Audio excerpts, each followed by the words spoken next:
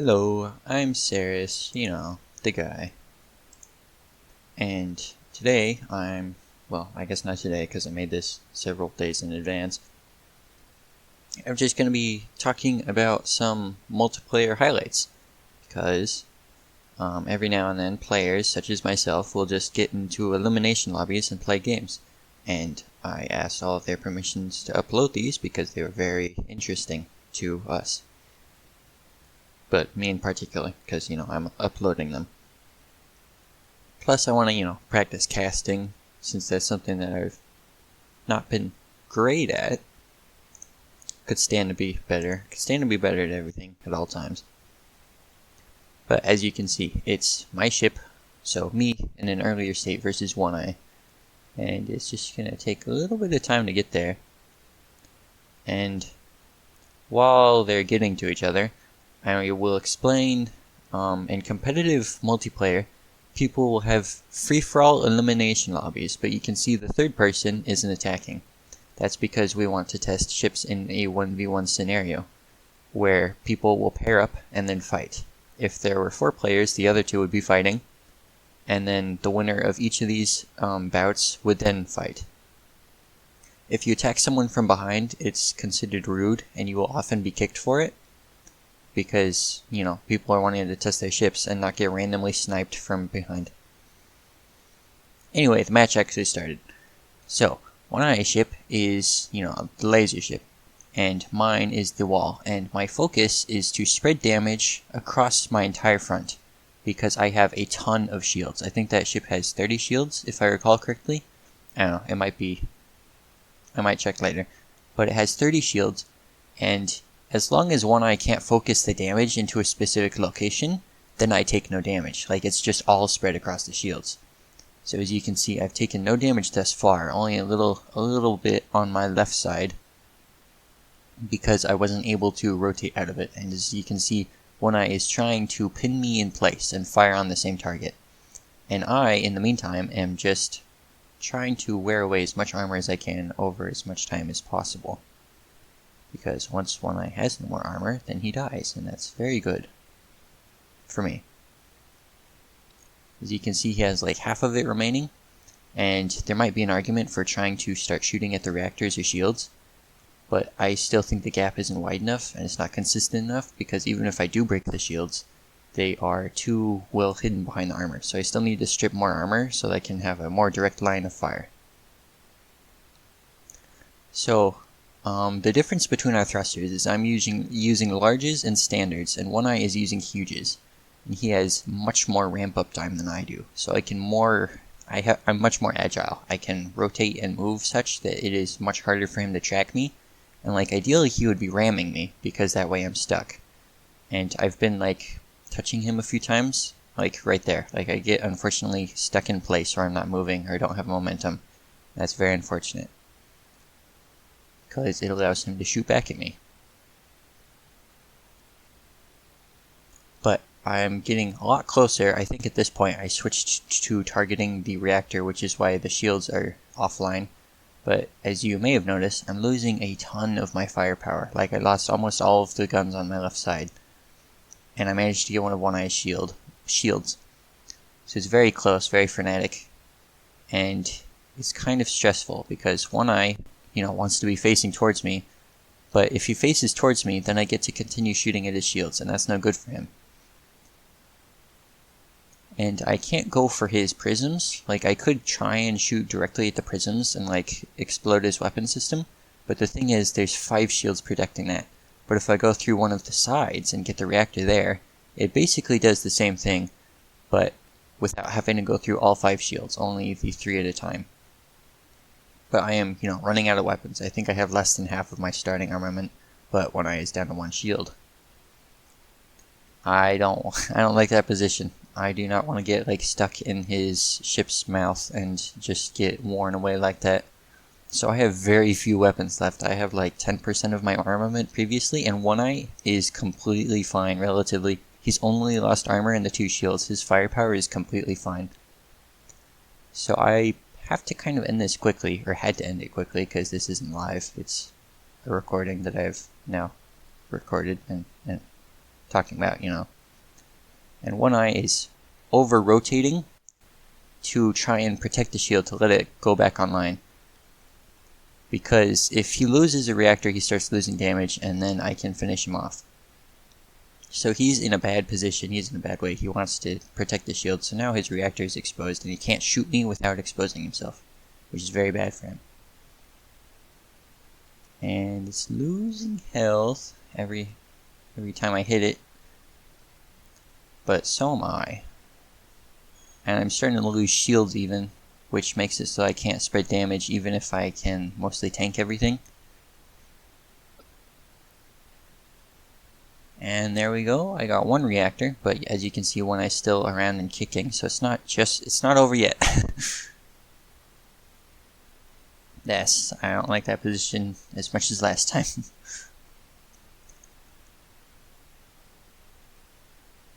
Unfortunately, if One Eye were to get stuck on the rock, it would still take a lot of time for me to get through his side, so that might be advantageous for waiting. But I think it's mostly decided here because One Eye can't shoot me without exposing himself very vulnerably. And that's it. Okay, so the second match. This is me versus One Eye, if I recall correctly. So the older version of Eidolon, since I've made a new improved version, which is actually accessible on Excelsior, the competitive Discord server if you were to join it. I don't think Tesseract is, but you could see my wall.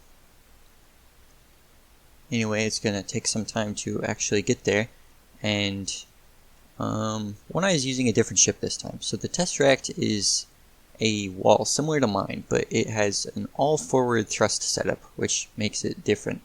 So this time, instead of like strafing, jockeying around One Eye, getting him to over-rotate, I'm going to be doing the same thing, but evasively. I'm going to be backing up the entire time once I get into range. Because if One Eye can ram me, which he is much more able to do with this ship, because it has more thrusters, more surface area, etc. If he can ram me, I'm in a bad place, so I want to be moving very evasively.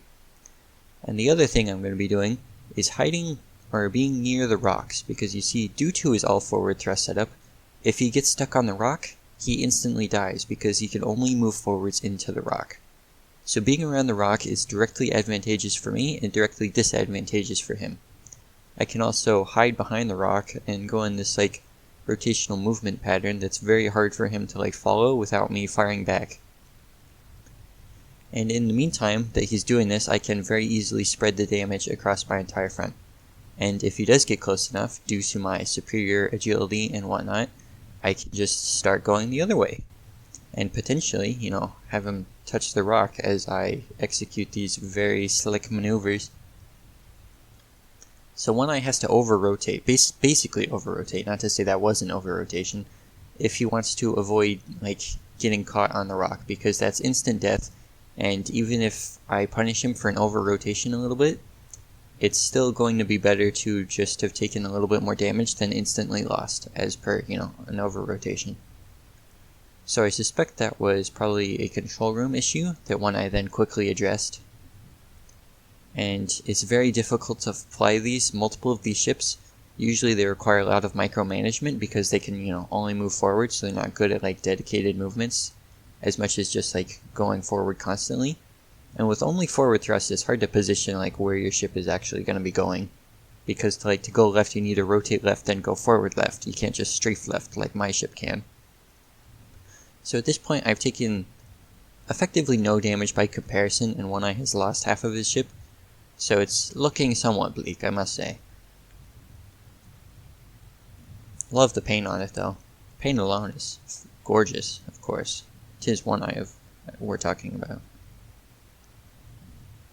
Oh yeah, a different thing worth considering that I didn't mention is that the large shields, they consume a lot of energy, and my ship has 18 disruptors, so it basically drains his ship's entire energy supply, its ability to fire other lasers, which, you know, his own weapons are turned off because of the electrobolters, his shields are turned off, and effectively it just like completely cripples his ship. Okay, in this match, the third person is actually relevant, and that is, you know, Zachary's heavy mobile spinner, the Dragon's Eye. and I'll explain what a mobile spinner is, or an MS, sometimes referred to as an MSF or mobile spinner fort. So you see, it's an outer rotating ring, which was featured in the last tournament, kind of, around a central core that moves forward, and the outer ring spins around it. So you see, this allows you to have multiple spinal weapons pointing in the same direction, but because the entire thing is spinning, they can all fire on the same target. And the other thing is that by spinning, you inherently spread all of your damage. So it makes it so that you're extremely tanky against practically all opponents. Like, the two exceptions are nukes and rails, because they have enough burst damage to get through it. But something like ions, for example, is going to have a really rough time because you can't try and focus into the rail barrels to deal additional damage. So in this matchup, Tesseract versus Dragon's Eye, One Eye is going to be ramming it and trying his best at all times to stop its spinning as much as possible. And if he's effective, then he'll be able to stop the spin, thus negating the durability bonus and making it so that Zachary cannot fire all of his weapons at once. So it's a huge issue if he manages to stop the spin, or, like currently, gets in the same tune of it, same frequency, I don't know. Matches the rotation. So now Zachary has effectively only a fourth of his weapons are active, and a ton of his armor is useless. Normally, this isn't an issue, but since One Eye has, an all-forward thrust wall, he's having a much better go of it than most other ships would. And even though Zachary is firing the railguns in an attempt to deal damage or potentially use the recoil to get off, it's not doing any damage, and it's having very little effect. So I think that was One Eye intentionally laying off the thrust for a second so that he can let more of his weapons fire. Because you see, the issue is that his weapons have limited arcs. They can only rotate so far. So if he gets really close like this, then he has a limited amount of weapons that can be firing at a given target. It also allows him to, back up and use the shields accordingly. That way, the larger shields aren't being projected into Zachary's ship and then, made pointless. So it's a bad sign if a spinner starts taking relevant damage, because it means that it's getting very close to death, or it's gonna have a larger hole that provides leverage. And if you have leverage, of course, it makes it so it's easier for opponents to grip you, and, like a cube has corners, as an example. So you can, ram one of the faces of a cube, and that makes it so it's harder for a corner to, scrape across your front and continue rotating. A sphere, for example, which is why they're spheres, is so that they have a much harder time of being pinned. So you can continue spinning and ideally prevent this sort of thing from happening. Like my ship, the Eidolon, which you've seen twice now, is not nearly fast enough to do this. It doesn't have enough forward thrust, so it can't apply enough leverage.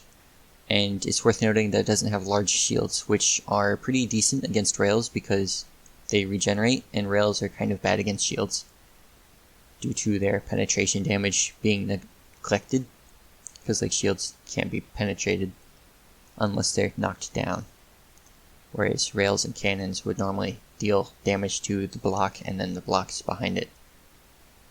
But anyways, so Zachary is now vulnerable, and if he loses another thruster set, he's going to be too slow to really continue spinning, and then One Eye can just fly in a circle around him and start shooting into the gap. And at this point, he's just waiting for the gap to come back around to him, because once he fires into it, then Zachary no longer has a functional ship. And I'm pretty sure he lost the control room on his central section, so all he can do is spin. He can't start moving away like normally you would be able to. And losing that armor section widens the hole a huge amount, and now One Eye is just going to be uncontested as he continues to rip apart Zachary's corpse. And with that reactor going, I think that's it. Yep. So, now that One Eye has managed to kill Zachary while taking basically no damage, it means that the third player, me, is now eligible to then go and try and kill One Eye. And it's the same matchup. So it's a rematch. And it's going to be the same thing. You know, me trying to kill him trying to kill me. The old classic. The old beloved. And I'm trying to get him to ram me and get stuck on the rock. Because, you know, if he gets stuck on the rock, he dies. So I'm going to be strafing back and forth, trying to see if he rams me, gets close to it. See, I can touch it, but if he touches it, he's going to have huge issues. So he has to be very careful. That was very close. If his corner caught on that, that would have been lethal, to say the least. Well, not directly lethal, but he's stuck, and then I shoot him, and then, you know, it's just a disaster. So here he, you know, clips the corner. Now he's facing directly into the asteroid, and he is unable to pin me. So now I get behind him, I push him into the asteroid so that he's, you know, further stuck, and then he forfeits, which it's not displaying for some reason, but he forfeit.